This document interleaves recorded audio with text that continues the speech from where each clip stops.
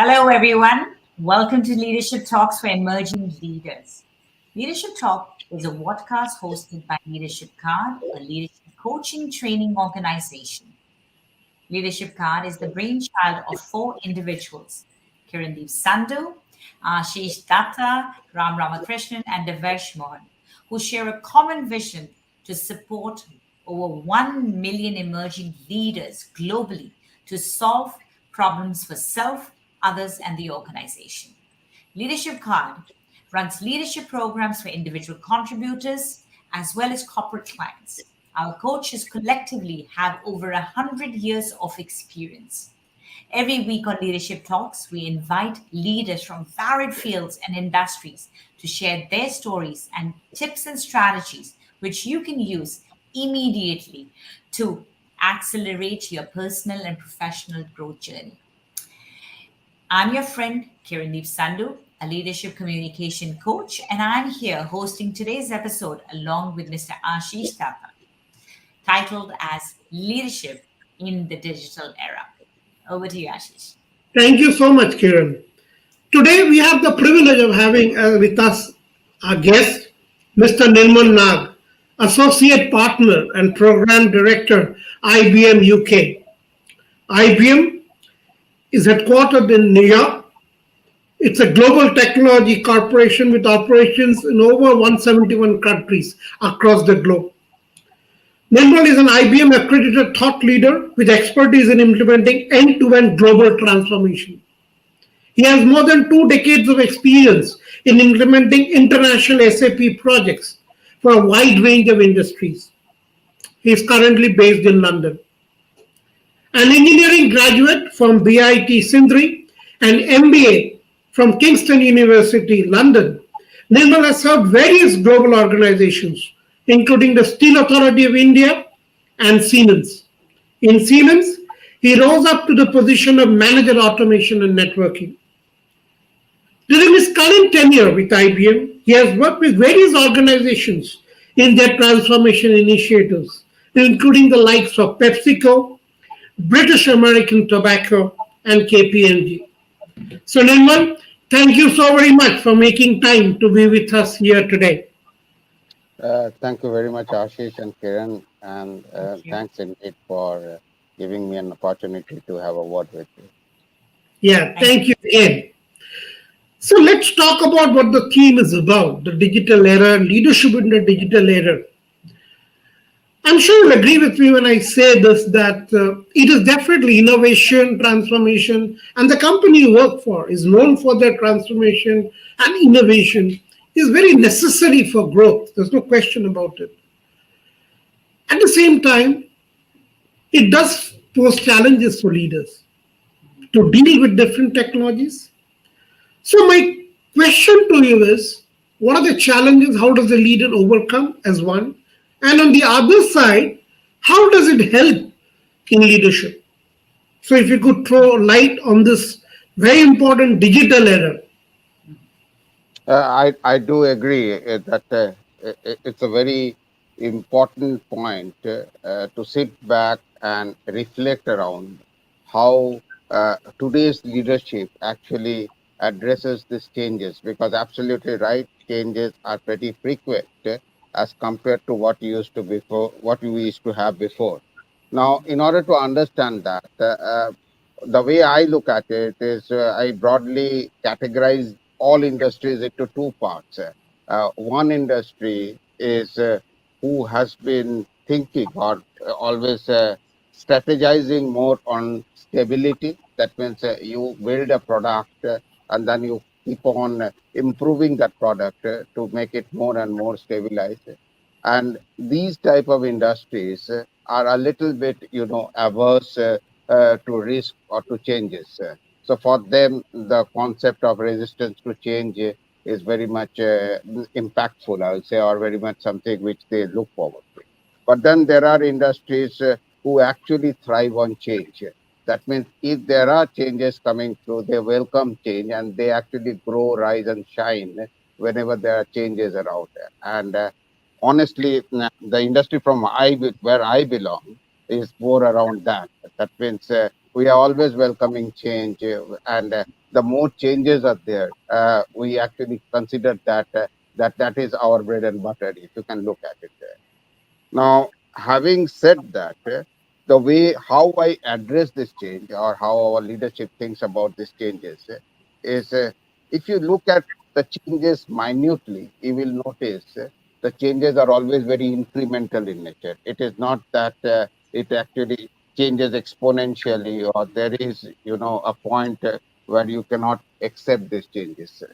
Now, this observation of addressing a change or understanding a change in a very minute way, is actually the art of this industry, the industries which are actually thriving on change. Uh, what does it mean?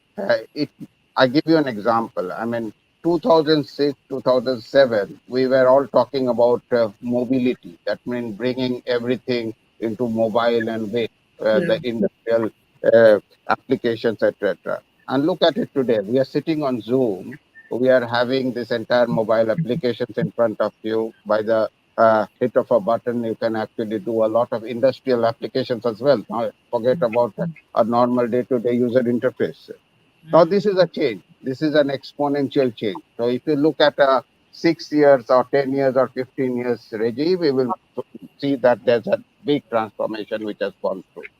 But if I take back or play back myself to 2006, you will see I was just incrementally observing this and very small changes like how to connect on application or discussion with a laptop or with any other user interface. And what is the incremental change around that? Understanding that change and then bringing a sort of a strategy which goes across every member of my family. We call our organization where we work, it's like a big family, right? The, the smallest person is also responsible for the greatest change. So he needs to understand what does that mean. So that is how, if that information is percolated down to the minutest level, you will notice that welcoming a change is very easy. Another example, if I tell you right away, is we are very much discussing or emphasizing on sustainability. Now, if you look at it uh, this way, that sustainability is a subject which is probably a little bit in a hazy or a gray area. But I'm sure, like 10 years down the line or 20 years down the line, it will become a part and parcel of our life. We will not be able to recognize sustainability as a subject which is sitting in the theory or in the slide racks, but it will be a part of our life. And how we are addressing this is we are addressing it very minutely. We are taking each and small individual out of it and trying to explore and propagate this information to the lowest level of our organization so they start actually recognizing what sustainability is. Why is it that carbon footprint is important for us? Why is it that when I'm going and using some materials in the supply chain industries, empties and returnable, preservation of that is so important for us. When you start understanding all these things in this detail, and when you start applying this in your own organization and own industries, then it becomes a part how you adopt these changes. So, Ashish, if you remember the concept of ISO 14,000 of getting environment, way back in 2002, 3, or even before 98, 99, when you and I was working in Siemens, for us, it was like a very gray area. Why are we doing all these things? Why are we talking about pollution control and etc., etc.? But now it has become a parcel of our life. 2014, 15, when the concept of GDPR was told to me, Yes. I had no idea. I mean, what exactly I need to do about it. But today, on every application, every deal, we are so protective about it that the data information, the personal PI, the personal information should not be exposed in any walks of our life, in any application we build, in any environmental changes we bring. It has become a part of a parcel of our life. So these are all changes. But you need to understand change and let it move to the minutest area of your organization, and you need to consider it with a lot of interest. That's how we progress in this area, if I'm able to explain you. Yeah, thank you so much, Nirmal, for that overview on how we should. And what is the takeaway from what you said is your last point, and you kept mentioning that is also the key fundamental of leadership, is it not? That if you explain to people why you want to do, make them see a reason, it's easy to implement. I think you made that point very well, and yes, if you look at the years, how it has transformed and life is easy, and yes, definitely so. I hope the companies you referred to are still ours will realize going forward, because that's going to be a part of life. Very true. Thank you for that. Yeah. Now let's go to, I don't know whether we are authorized to call ourselves of the old generation. Age is just a number, but we come from an era a long time back. I would say, because time and technology is changing. You've been through it. You and me have been through the different phases in the last 3 decades and more. Leadership as such, if you look at leadership, what have been your experience and challenges you faced in initial as you came along, and how you see the leadership challenges today, and also for people who are joining the industry? Right. Right. And again, a deep question of with a deep introspection we need to do. Uh, I will try to again explain this in three ways: how we manage people, how we manage applications, and how we manage processes. So, people, process, and application. Let's throw this light on these three topics. Now, talking about people, the challenges which we faced in our time, and the challenges which the people we are facing now and in the future generation, I think will be facing more and more, is a bit different. And again, it is connected back to the previous topic, which is change. So in our time, for the first, let's say, 15, 20 years, I think uh, not 20, 15 years, I think the change was static. I mean, it wasn't very frequent as we have seen changes in the last 5, 10 years.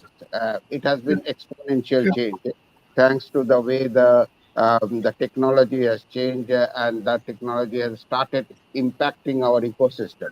And that's why the changes have been much more frequent as compared to what used to happen before. Now, we had an advantage and we had a disadvantage also. We had an advantage of absorbing the change and adapting ourselves at a slower pace. So, which helped us to actually manage ourselves in a much better way. But today's generation has to adopt this change and actually reskill and self skill themselves at a very faster pace as compared to what we had been doing before.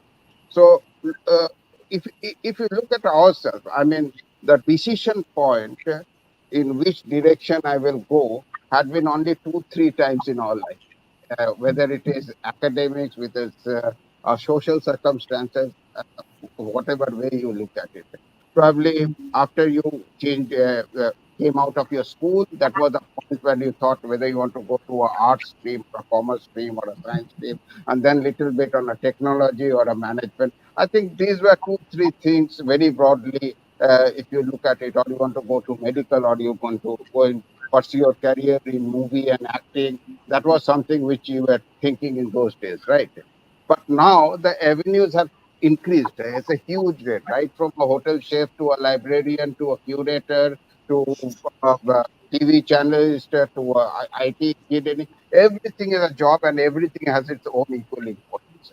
So selecting between this broad menu has itself become a challenge for the new generation. So that's number one. Number two is in our time, the transformation of a job was in a very slow pace. If you compare to our previous generation, a civil engineer was considered as a civil engineer for the length of his life. Doctor, whether he was a general physician or a surgeon, had always been continued in that profession for a very long period of life. Okay, but in this generation, the jobs are changing. The jobs are vanishing. I mean, a back office programmer, probably that job does not exist anymore, or it might not exist in future. We will be seeing the travel agents, the way the travel agents have been working. That job is gone. There used to be small kiosks where you had Xerox machine and ISD booth back in India. Does not exist anymore. Okay. So the processes are changing, the careers are changing. So in a very smaller scale, I'm telling, but this is affecting in every industry, in every organization. So when these jobs are changing, you need to reskill yourself very frequently, and that is the challenge which the new generation is having.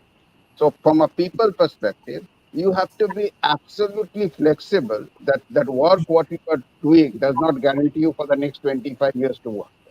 That is very important. So you need to continuously on the hook of reskilling yourself, and that is your job. That how you can reskill yourself. Well, if you start thinking, it's a paradigm shift in your mind. You have to bring that it is not something which my parents used to do. That they continued in a job for ages. It's now you have to keep on changing that. Now this is the application of the process part, but with that comes the people part. And you must have noticed that in our time, depression was a word which was probably hardly heard, but nowadays you hear it very often. So this is the main disease, if you can see that it is basically depression, which can which can be linked to any physical ailment or a mental ailment, but ultimately the main power what we have to build within ourselves is to fight depression. And the way of fighting depression would be how much flexible you can be in your job front, how much yourself you can keep yourself out from emotions of egos, and with building skills, you also build egos in yourself. How you can to get out of that. So that is the part which we have to take into consideration. And the last part, and here I want to quote one famous author, which is Yuval Harari. I'm sure you must have heard of him. He's an Israeli author. I take the permission of bringing some reference. He more or less writes in this direction, or he explores or researches in this direction. And recently, I think 1 year back, he had written a book called 21st Century. And the point of advice he makes is don't listen to your parents. To the new generation. So for our generation, we probably had a bit of a failure or understanding that this is the way that because we have followed a path and we follow nearly the same path. But to the new generation, I and you, we really don't know what will be their career 10 years or 15 years from now. So the only point of advice what you can give them is be flexible and avoid depression. You cannot really guide them in any career because the career what they are doing right now may not exist after 10 years. That's what I meant to say. So it's all about this information which we need to send back to the next generation, that you have to be flexible and you have to always think of upskilling yourself. I think that's the point what I would like. I think you very well put it. Ultimately, if you really think about it, is all about the mind. To understand that you will not remain relevant forever. Earlier, you got a civil engineering degree, you think you could carry on. Today, you have to upskill so that learning, student for life, I think is your key point you are making. And the mindset that to deal with people, ultimate people, you have to give up your ego and be flexible to understand the needs and to accept the changing times, correct? That's what I take away from what you said. Very well said there, Nirmal. Thank you. Nirmal, And very interesting conversation. I've really been enjoying it. It from the even from the beginning, you gave some really interesting examples of the incremental changes which become exponential later to now when you've explained the challenges and I mean, COVID actually even pushed people to think even more from a faster pace on how not only they had to adapt but also absorb what was coming their way. So that was something that it was not even generational when it, especially in a situation like COVID where we had to absorb and adapt. But I agree with what you have just talked about it from the people transformation process and the process aspect of it, and how the younger generation is facing challenges of adapting to the changes at a way faster pace. So, and over here, my question comes to you that as a leader, who is, and especially with the IT industry, which is a very also considered a young industry, and we're constantly encouraging more young people to join this industry. How do you encourage where there's so many changes they're constantly adapting to?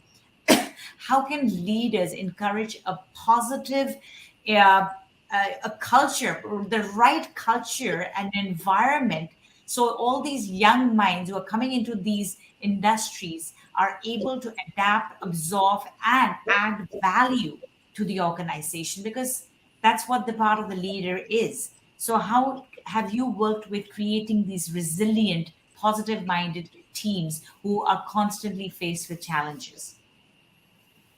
Right. And the best way to do this is, as you say, charity begins at home. I do it starting from my home. So I've got a young daughter.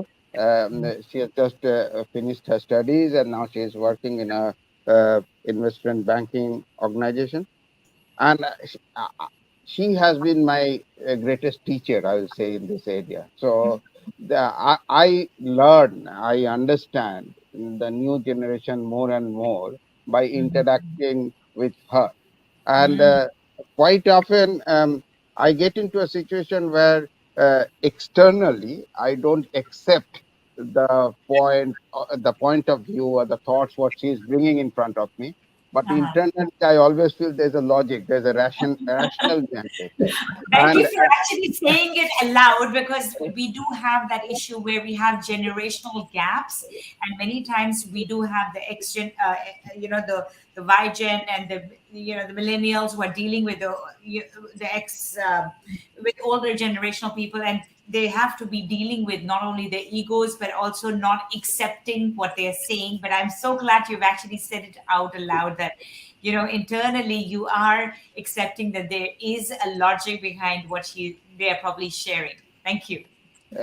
exactly. And if you take that and not that they're always right, but if you can understand that logic, and if you can build upon your thoughts in your point of view on that logic, putting more empathizing yourself, and that is the Right. point what I'm trying to say, putting yourself in their position to Mm, understand what is their thinking and why they are thinking in that direction, and then uh, try to determine what should be right for her, or what should be right, what is the way she should start thinking. Then it becomes easier for you to put down your point of view. And that when I learned this from my child or my daughter, I applied this in my industry also. And when I talk to anybody, I ensure, especially the new group who is coming, who is the grads, the new generation managers, I try to put myself in their shoes, and then it mm. becomes easier for them to accept me also, and it's easier for me to communicate with them. So the days of being very pedantic and sermon oriented is gone. I mean, wake up 4 o'clock in the morning. Why should one wake up at 4 o'clock in the morning? Go in the field and walk, and then drink 20 glasses of water. Yeah, these are all right things, but you have to use it in the right approach. Okay. Absolutely. And that's how I won't go much into detail, but then most important is the 2 points: empathizing and being yourself in their shoes and trying to understand how they look at the world through their lenses, and then you will find it is much easier to absorb these problems. That's how I Lovely. look at it. I really liked it. That look at it at the work, and that actually not only goes from the generational gap point of view. I think as a team, as any person that you're working with, if you're able to see it from their lenses and their if you can actually switch it over and see their point of view, you might be able to get a different perspective to the same problem that was there. So it's not even a generational thing. Thank you so much, Nirmal. One point that I'd like to add to that, Nirmal, is about the culture. What is your view on the culture itself? Because every company has their own culture, correct? So there are certain things. How does one adopt and encourage the team to adapt to that culture? Good point. And when you talk about company culture, uh, I have I had this experience of going through different types of culture, right from a public sector culture to a corporate culture to a county club culture, where only one person is managing the rules of the country, of the entire company, and we could not see anything beyond that. And most important is this sort of culture actually in small or bigger form exists everywhere. I mean, a sort of a public sector culture where organizational structure or a very long-term evolution has got a very important role. I mean, a sort of a developmental economics, what we say. They don't do it in a matter of 5 days or 10 days. The programs is like 6 months, 8 months, or 10 years long. So you need to, and the public sector thinks in that culture. Whereas you come to any fast moving companies where they make a small project and you have to adapt yourself into that culture. And then third is a small group of people led by a county club manager, and he what he thinks is that culture that you have to adapt. So I have gone through all these three types of culture. Most important is in order to adapt to those cultures, uh, there are many ways of doing it. One way is to get yourself completely inclined into that, a part of that culture. The advantage of doing that is you are very quickly recognized. That means if I become very close to that county club manager, or if I am very fast in making myself changes, or if I'm very slow and absorbing uh, in a 10-year long program, if you become a part of that program, you see it is much easier for you. Then you can straight away go up and down based on the wave of that particular company. So you can go very fast if you are in synchronization with your leader. You can also fall down as soon as he's out. So this is a concept what you need to understand. So there's a group of people which follows that, and a group of people also follows that. Whatever be the culture of that company, I will remain agnostic of it. I will only follow two things in my life. One, I want to make my subject matter expertise on a particular area, and I only need to go deep into that. The third is whatever be the culture of the company, I need to find out the positivity. What is the ultimate goal of that company, and try to synchronize my goal with that goal. And then it becomes easier for you to manage these two things. It has got a disadvantage because the leadership or the organization takes a little bit more time to understand what is your goal, what is your capability, and as a result, you are rewarded a little bit later. But it does not matter. End of the day, with waves and tides, you continue to flow with that company, with that culture. But if you start tuning yourself, synchronizing with yourself with that culture, you may rise meteorically or you may fall down also meteorically or in a faster way. So you need to choose these two clubs. Unfortunately, or the way I have to former one, or that means the, aligning yourself with the goal of the company rather not the culture of the company. And that's how you need to think about it. Nothing is right or wrong. I mean, both the ways are working, and it works. Very true. I think you said it well. You are either inclined or kind of agnostic to it, but the fact is, it's your credibility, how you're contributing to the growth. I think finally it matters. Maybe it takes time to adjust. So very well said, Nirmal. So, Nirmal, thank you very much for your inputs on this. So, we are coming almost to the end of the show. My last question to you is that we've talked about leadership. What would be those three key points which the current generation of leaders should do from their side? What would be those three key points? I, I think the first point, what I will say is keep your eyes and ears open. I mean, there are so many things going on in the world. Make your communication channel very strong. Learn from each and everything which comes to your way, because the more you learn, the more you can disseminate. So I will say that learning is the first thing. Second thing is be empathetic. Don't put yourself in a shell and just think that this is the only way. As the more you become more flexible, it becomes much easier Yeah. for you to understand the other thing. And the third thing, of course, is be happy and be positive, because being positive is the only way you can actually. So I will say these are the three main points. There can be 20 other points, but in a such Absolutely. Very well put. Very well put, Nirmal. You've summarized it very well, and I think that in order to be a change leader, you need to be having all three parts of it, which is learning, being empathetic, and being positive. And you've actually shared these through all these today's episode. So, with that, I would like to thank Nirmal for joining us all the way from London to share his thoughts about change and how to be adapting to change, as well as along with about sharing his views on the digital leadership. And with that, thank you so much, Nirmal.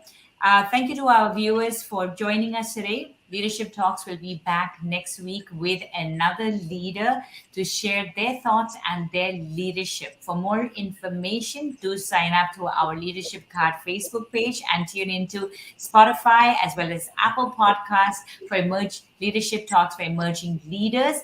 And do see our website, which is www.leadership.com, for our programs which are on leadership, which can help you to accelerate your growth journey. This is Kirindi Sandhu, Ashish Datta, and Nirmal signing off for today. Thank you. Thank you very much.